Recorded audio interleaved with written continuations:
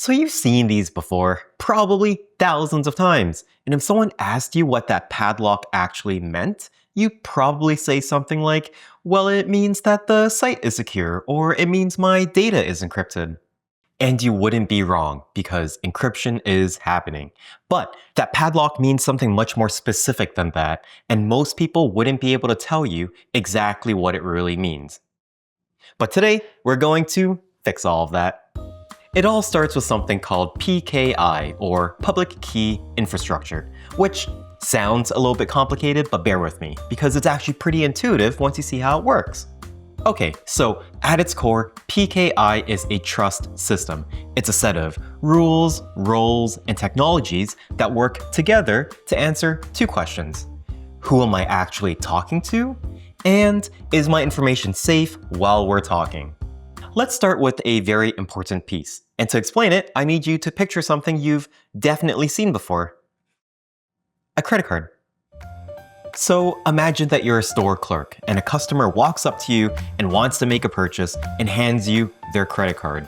You've never met this person in your life, but you're going to accept their payment. So before you do anything, you need to know, is that card actually legitimate?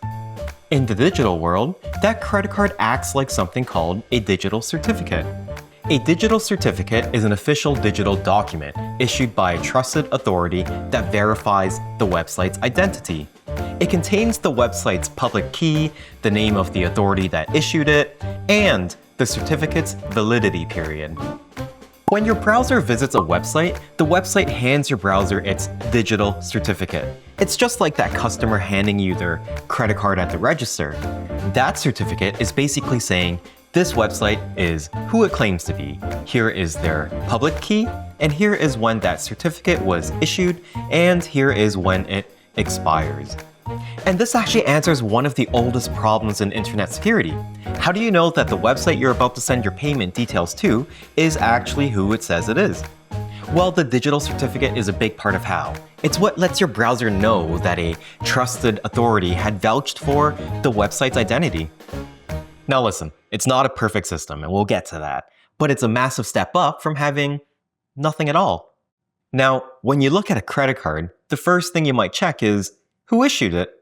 You trust the card because a recognized institution, like a bank, put their name on it and guaranteed it. You don't know the customer personally, you've never been to lunch with them, but you trust the bank behind the card. And in PKI, that trusted institute is called a certification authority, or CA. A certification authority is an organization responsible for issuing, signing, and managing digital certificates. It acts like a trusted third party that vouches for a website's identity within the PKI system. The CA is the foundation of trust in the entire system. When a website wants a certificate, it goes to the CA. It proves its identity, and the CA issues a certificate with their name on it, essentially vouching that the website is legitimate. And just like how you, as a hypothetical store clerk, recognize certain banks or financial institutions, your browser and operating system actually come preloaded with a list of CAs that they already trust. So when you visit a website and the website presents its certificate, your browser will check who signed it and ask, is this a CA that I recognize? And if yes, the connection goes through. And if not, that's when you might get that page saying that the site might not be safe to visit.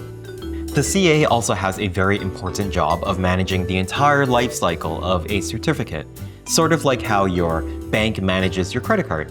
So the CA will manage things like the expiry date, renewals, and if a certificate ever gets compromised, the CA can cancel it immediately.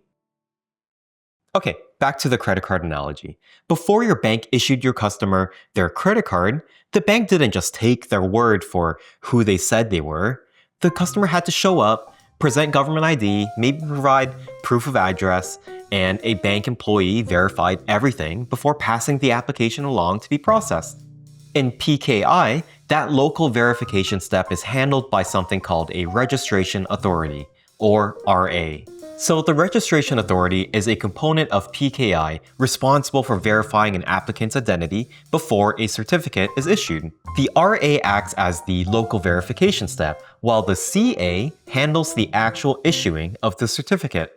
So you can think of the RA as the local branch of a bank and the CA as its headquarters. The branch does the face-to-face verification while the headquarters issues the actual card.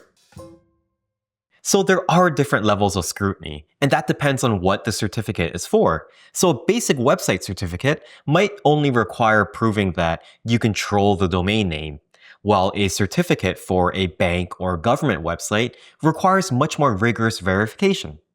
This is called the level of assurance. It describes how thoroughly the RA checks out the applicant before a certificate gets issued. Higher stakes, higher bar.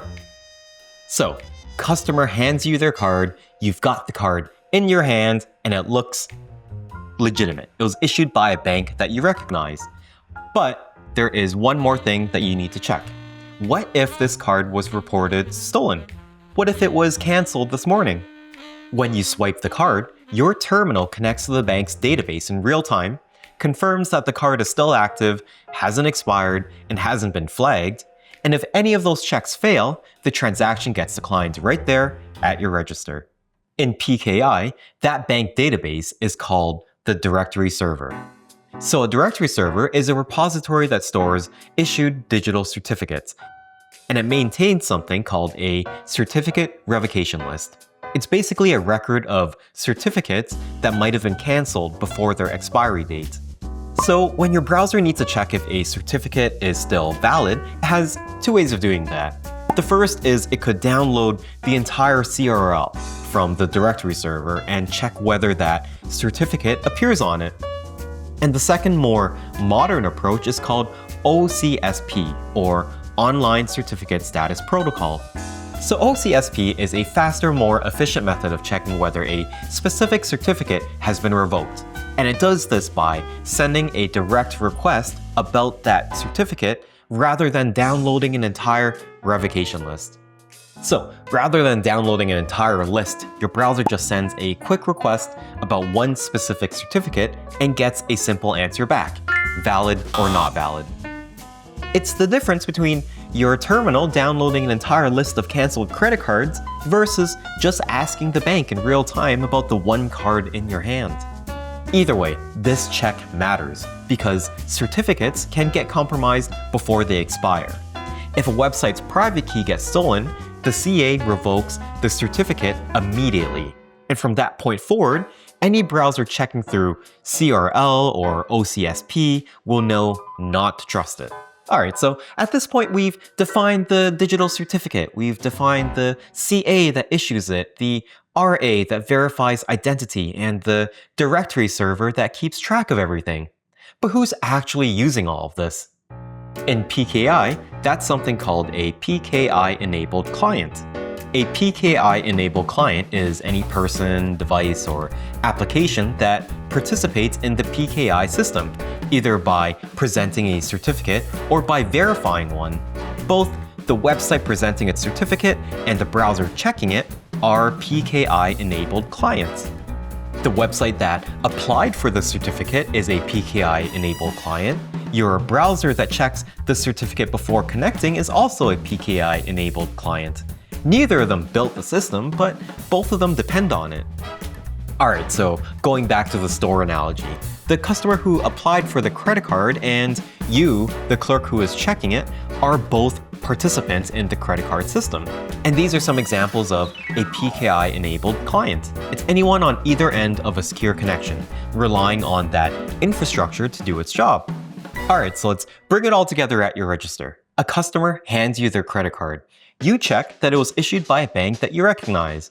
You swipe it, your terminal checks the bank's database, confirms that it hasn't expired, and hasn't been flagged. Everything checks out, you complete the transaction. You never had to know this customer personally, you just trusted the system behind the card. And that is exactly what your browser does every time you visit a website. You type in an address, you hit enter. The website hands your browser its digital certificate. Your browser checks which CA signed it. It checks the directory server to confirm that the certificate hasn't been revoked. It checks the expiry date. It confirms that the certificate actually belongs to the domain that you typed in, and not someone just pretending to be that website. And finally, if everything checks out, the connection gets established, and that padlock appears in your browser. So, to recap, that padlock is not just telling you that a connection is encrypted, it's telling you that this whole verification process just happened successfully. However, as a side note, that padlock does not tell you whether the website itself is actually trustworthy, because a scammer with a valid certificate can get that padlock too. So a few things worth keeping in mind. Always check the domain name carefully before entering any information, because scammers love to register domains that look almost right, like using a 0 instead of the letter O. Be suspicious of any websites that you land on through a link in an email or text, rather than typing the address yourself. And if something feels off, trust that instinct. Close the tab. So the padlock means that the connection is secure and the identity has been verified. What it doesn't mean is that the destination is worth trusting. That part was always on you, and it still is. But at least now you know what that padlock is actually telling you, and what it isn't.